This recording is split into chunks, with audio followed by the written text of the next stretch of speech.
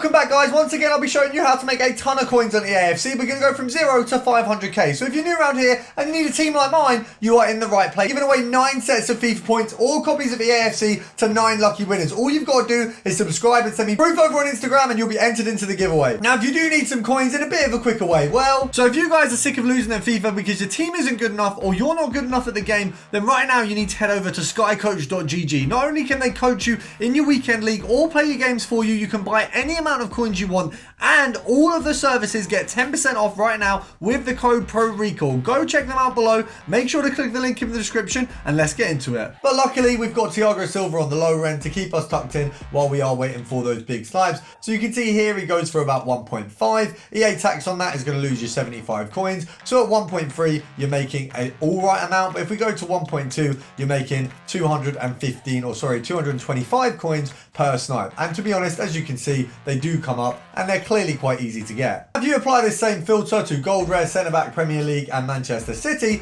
you will just get the likes of Gavardio and Ruben Diaz. So it does get rid of the likes of Ake and I think there is another Akanji. There you go. So there's a few centre backs it does get rid of. It puts you in a bit of a position where you are only looking at the kind of higher valued centre backs. I think we'll be looking at around the 16k mark for our Gavardio here. So if we pop this down to around 17 there, have we got much luck there? Okay, we've got a couple there. So it looks like realistically this guy might be going for nearer the 18k mark. Now realistically, EA tax on 18k brings us down to 17k roughly, and then you want to make your profit. So you're going to be looking at 16k realistically. Now you can go for 16.5 and you'll only be making 500 or 600 coins per card, but on that you might not see as many cards, or they're going to be very easily sniped, as you can see, by other people because they're going to be a little bit hotter on the radar. Now, as you can see, we're searching a little bit slower, so that would just be a Wi-Fi issue on my end. So what that might mean is we might not necessarily see some of the better snipes. Now, in that scenario, what you might want to do is do a bit of compare price. So as you can see, we find a card on the market that's near to where we want to be sniping. We compare price it, and then we pick up whatever comes up that is relevant to us. So we may have just missed one there because those went pretty quick. But obviously, the Wi-Fi is not in my favor right now. We've managed to get a Gavardio at 16 though, so I'm kind of surprised, being that I'm not gonna lie, I just didn't really expect it to go our way there. It does look like I've got one in the club, and I'm praying that it is a tradable because this looks like it could go for a bit. And lovely to see, we've got ourselves an extra 18k just from finding this bad boy in the club. I'll be honest, I had no idea that he had this kind of value until we stepped on this filter. So pretty buzzing because that is a nice little profit for myself. And of course, we'll put it up for 18k to not undercut my other snipes. Now, a nice classic filter we can go and have a look at, of course, over on the Liverpool front is just simply centre back. So if we have a look over there, you've got Gomez and Konate. So you do want to check that there aren't any gold common players because you obviously wouldn't want them coming up, but you can pop on gold rare and realistically it's just a pretty simple filter. Obviously they're always going to be kind of well priced because starter teams and the cards themselves, Konate and Gomez, are usable on your lower tier team. So they are brilliant little players to be sniping because, as I say, always got a value throughout the year. Of course that'll drop off near the end of the year when they're a bit less usable, but hopefully SBCs will try and keep them sort of up above the kind of minimum that they can be. We're looking at, from the looks of things, 1.3 maybe for the sell-on, but that might be a push. I'd say the best way to do this one is probably to pick them up at 1k and sell them on at 1.2. Now, of course, if you get a Konate, he's going to sell for a couple hundred coins more. You might even want to go down to 950 just so you can sell these for a little bit less if you want to, but it is up to yourselves. I think 1k is obviously an alright amount to sell them for. You've just got to be careful. There is potential for you to make a little bit of loss if the market moves, so you want to potentially protect yourself by just going for them 900s or even do it on a bid. For this next one, we're looking at base heroes, United States and MLS. So we're going to look in around the 50k mark. Now you've got Beasley, Donovan and Dempsey on this one, and it looks like Dempsey has a shot down a little bit in price there. Now, of course, what we can do is compare price. If you put the minimum to around the 100k, you can compare price from there and look at Beasley and Donovan, and that would be basically kind of the higher version of this filter. But the lower tier version on this one, you just want to snipe him at his kind of lower end. So if we have a look what he's going for right now, it does seem like 35s aren't selling. So at 38, we've got, from the seams of things, only those three. Have we got any more if we go a little bit higher?